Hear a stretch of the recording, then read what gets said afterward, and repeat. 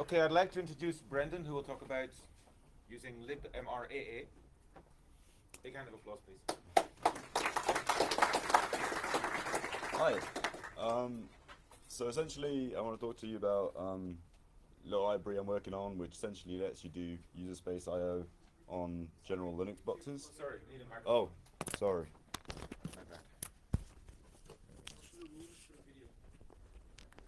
And if you have questions, you can repeat them back. Okay. I apologize because this is my laptop because it doesn't work, so I don't know what I'm doing. But essentially, MRA is an I/O library for user space Linux with the intention to support as many boards as possible. And it lets you do the typical stuff you'd expect, which is GPIO, using GPIO libs, or any kind of weird methodology that your board uses. We basically have a bunch of hooks that let you do weird stuff. We support I2C, SPI, PWM, and UART enabling. We're not going to rewrite a UART library because there's like hundreds of them, and you can just pick your favorite one. We just make sure your UART port actually works. The aim is that there isn't really on Linux a good library that abstracts these all away. There's a bunch of stuff that exists, but there's not one that actually supports more than like 2 boards. So we're trying to basically make it easier. And this is what we support at the moment. Everything in black we actually do support properly. And in blue we have a PR open for a bunch of the stuff, which we're still kind of merging, going our way through, because it supports a bunch of boards that we don't all have, so we're trying to make sure they do all work before we push them. And we support the MIPS VO core currently in a branch because our build system doesn't really understand, but we're not too sure how to build on it. But it does work. Essentially, it's pretty easy to support a new board. There's one C file. I don't know, depending on how complicated your board is, it's like an afternoon's work or a few days reading spec sheets. Most boards are pretty easy though. And the real question you're probably asking is it really that hard to actually do I/O on such a board sometimes? And the answer is in this slide, where I got people that were like, yeah, you know, you got an I2C device open, it's really easy, just like start talking to it, right? So this is what you need to do in order to start talking I2C on an Edison board, an I2C6. So that's everything you need to do before you can actually start writing to that device, and it will do something. And if you do these in any wrong order, it will screw up. And if you don't know where this order is, it's buried somewhere in a data sheet, and you can find it, it's all public, but it's not exactly very intuitive. And crazy enough, some of these operations will fail, but your device still works, so it's all good. So yeah, this is just one of the examples. So essentially, we do that for you. The idea of libmra is that the pin numbers that are written on your board are what you get, and it just works. You do nothing more. So if it's written 1 on your board, you ask for pin 1, and you will get pin 1, or at least we will try and make sure that's what you get. We support a bunch of APIs. I forgot I was going to do a demo first, but I'll do a demo right after this. We have a C API, which is our base API, the entire library written in C. Then we have a C++ header-only library. And then we use Swig to generate JavaScript and Python APIs with a bunch of interface files to try and make it slightly nicer to use Swig. Essentially, we use Python byte arrays and Node buffers. So we only support Node.js, it's not pure JavaScript. But essentially, you can extend this. We have like in a branch, we got like PHP working and Go. It's just a bit hard to make sure those all work. So, but if you're interested in porting more, we're very open. And we have some guy that wrote type maps definition file, so you can use the Microsoft type map stuff if you're into that. So let me try and show you how it works. If I can get out of this. Cool. So this is a tiny little board. This is the Edison board on a little breakout, and yeah, cool. That's handy. Oh, you don't have your minicom port set up, right? You don't have minicom set up, right? No, you've got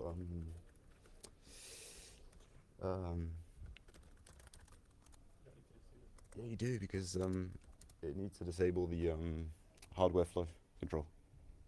Do you know how to do that? Can you do it? It's his laptop, not mine. I apologize.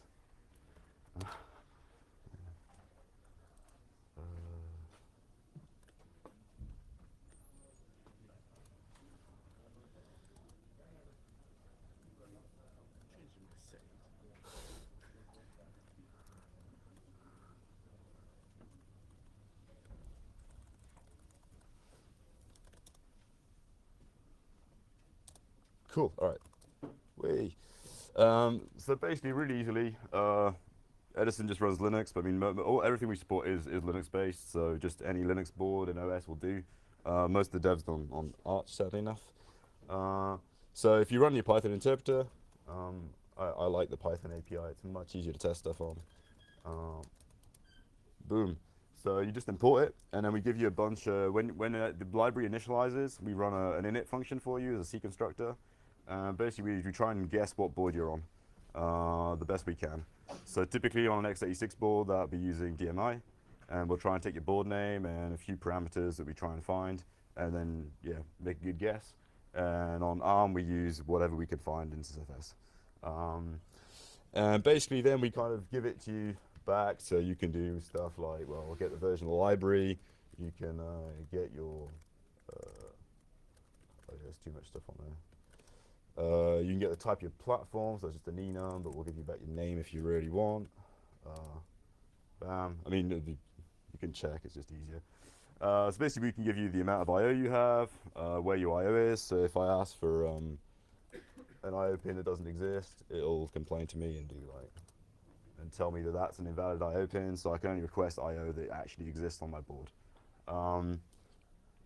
Essentially what I'm going to show you is this little LCD display, because it's the biggest LED I could find, because I thought I/O library, we need to blink like something. So it's an I2C screen, and we're just going to like get the I2C bus up. So we'll ask for the I2C bus 0 or 1 even. That's another thing we do. So there's a bunch of I2C ports that you can't use from user space, so we try and guess what I2C bus you're going to use. So if you ask for some number that's completely stupid, we'll try and give you something that makes sense to us. So by default on this board, it will be I2C bus 6. Unfortunately, this breakout board uses 1. What happens if you have a conflict with some other pin? Oh, well, we guess for you, but if you guess at one that you're already using, you know, whatever. The concept we have for pins, GPIO pins, is we have a concept of ownership. So the first person that requests a GPIO to be open, so basically exports it, will own the pin. Now that means when they close it, we will clean up after it. You can not own the pin, and basically they'll then leave it open for you. But the entire idea of this is we use context and not like Arduino, which is basically kind of stateless. So you're expected to keep ownership of your I/O, and that's how we kind of trace who owns what. But we're not clever in a way that, you know, if you have two processes running, you ask for both the same I/O pins, you will conflict if you start writing to the same thing. That's just life. So then it's pretty simple, and if you've ever done like I2C, I think this is right. Then we write registers, so I think it's this, and then that, and then, yeah, I did remember this by heart, so that's, and then I think I'm pretty sure now it should go some crazy color, there we go. So it is now red, so there you go, you communicate it to that. And I think we could change it again by making it purple. So essentially it's an RGB color, and for some reason this I2C device decides that when you're giving it 2 colors, it's good enough to display. So essentially you can write really simple stuff like this. It's fairly cross-platform. Now why would you want to do this from user space is the entire question. You could do this from kernel space, of course, and there's plenty of good libraries for doing that. Problem is kernel space hacking is a lot more complicated. It takes a lot more time, and if you want to do quick prototyping, it's just a massive pain. So that's kind of like the first little demo. Of course, we could do this from Node.js, C, C++. It's like you just pick whatever language you want. Oh, great. Our C API looks kind of like this. So instead of objects, we have context. So you initialize a context, and then in this case, you set a direction. Then you can write whatever you want to it. And then if you are the owner, like I said before, you will close the context, which can be a bit weird. You can just say you don't want to be the owner, and then it will just leave it open for whatever you want. We do that with an extra call in C, and then in C++ and Swig, you have like a optional parameter on your constructor. Do you know what kind of toggle rate you can get in a loop? So it's user space Linux, right? So I mean, if you're bit banging, just don't. But we have measured it because people seem to be crazily obsessed with doing this. We got to 2.6 megahertz on this. But it depends what you're trying to do because that's like writing 0 and 1. If you then change the direction of the pin, then you have another latency because that's done with an I2C IO expander. So it can be a lot more complicated than just giving you like a raw rate like on a micro. But if you're bit banging on Linux, you're doing it wrong. So we can do interrupts as well. So this is how you do an interrupt from Python.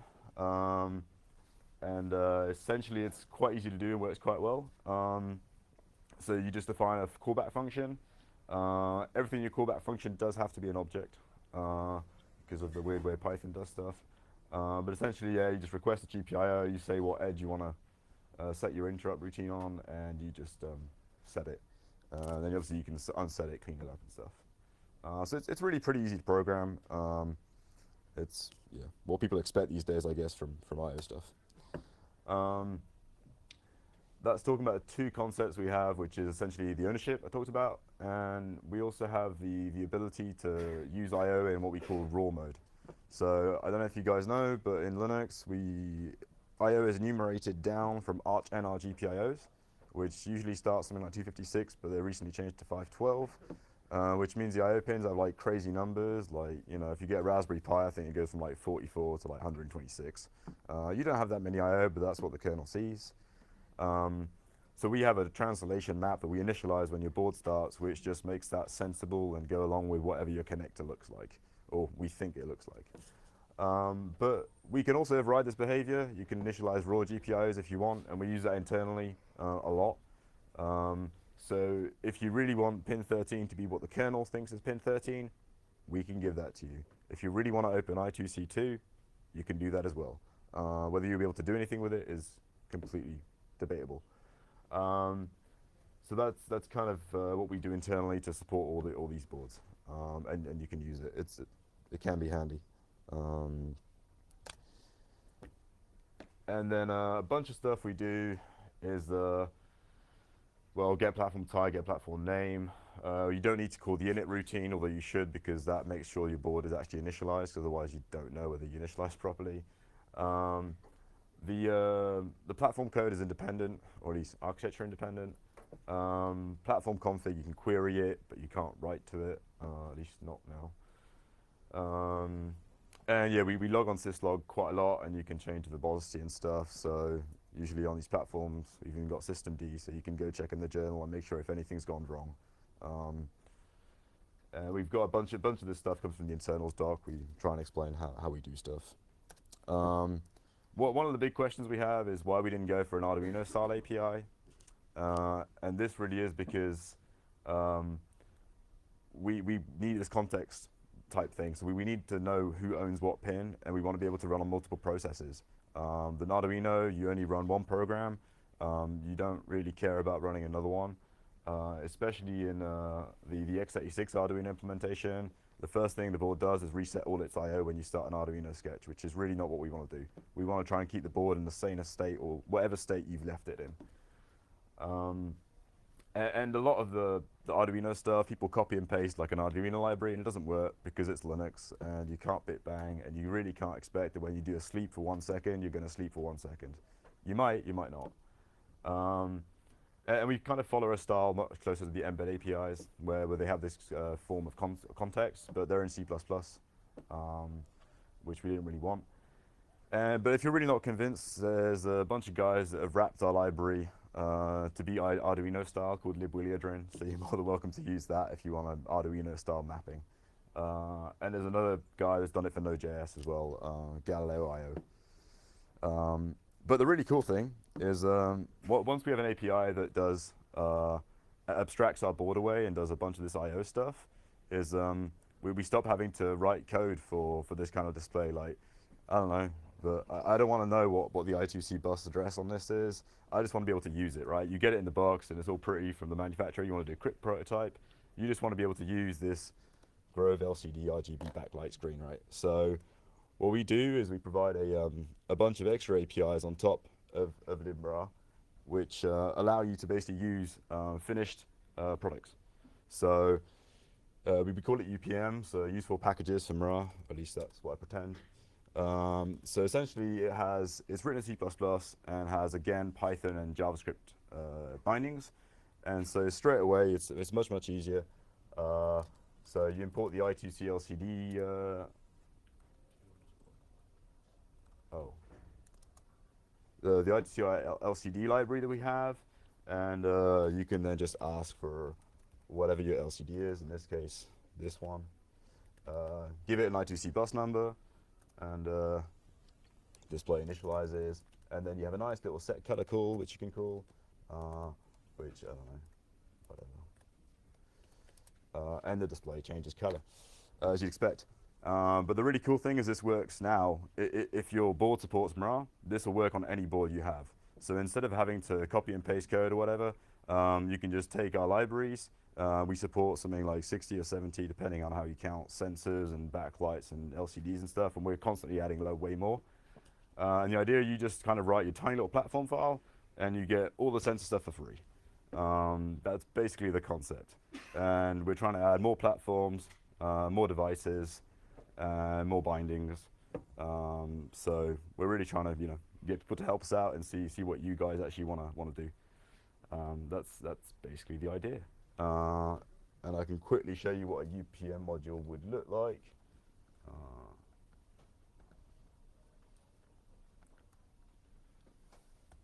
It's going to start from the start again, isn't it? Yeah, it's horrible.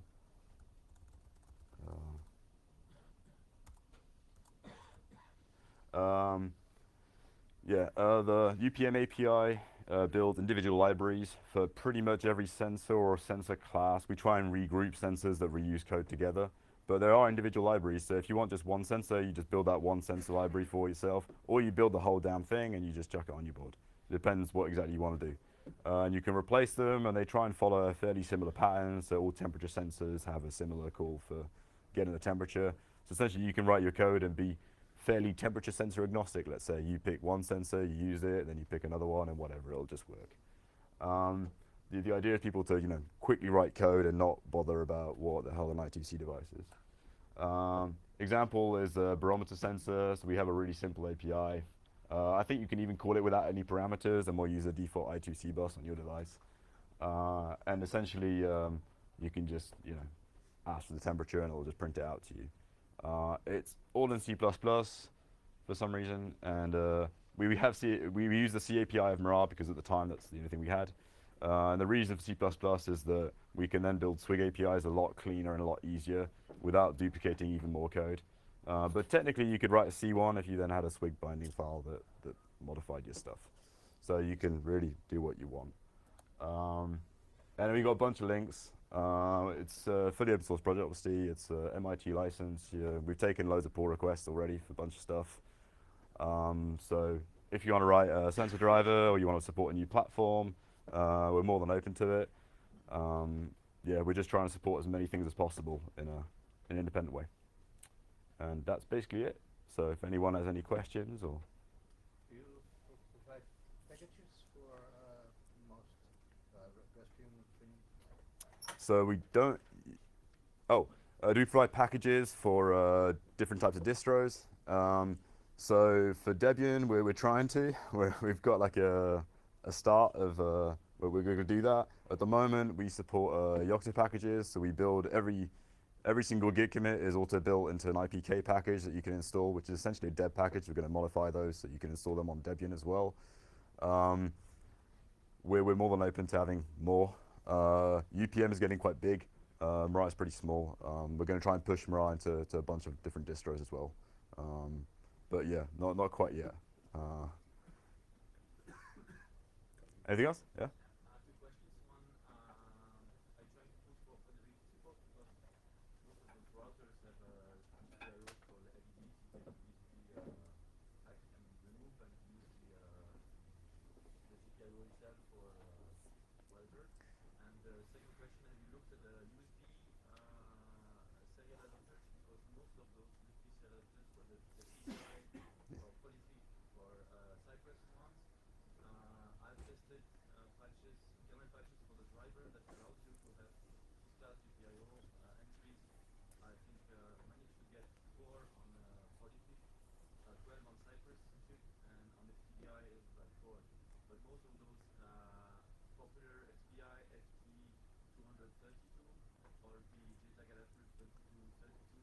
they with the flash driver you can have those GPIOs. On your laptop you don't need to buy an embedded device like a Raspberry Pi to be able to play with GPIOs. Yeah, so the first question is, do we support OpenWRT, right? And the question is yes, the VO core is a MIPS thing that runs OpenWRT. The only reason it's not quite in yet is because we use CMake and our build system we haven't quite worked out how to put the two together. But we're going to do that, and yeah, we'd love people to write like things for their routers so we can just use their router GPIOs. The second one is on USB serial adapters that you can bit bang GPIOs out of. We haven't really looked at that yet because we're more worried about supporting the I/O on the actual platform, on the embedded platforms. But actually, why not? I mean, there's no reason why we couldn't. The code that basically initialized the platform is very easy, so we could very much have a check at your USB devices and then see if you got an adapter and start using that. That's a really good idea. It'd be great for my testing, actually. I might have to do that, thanks.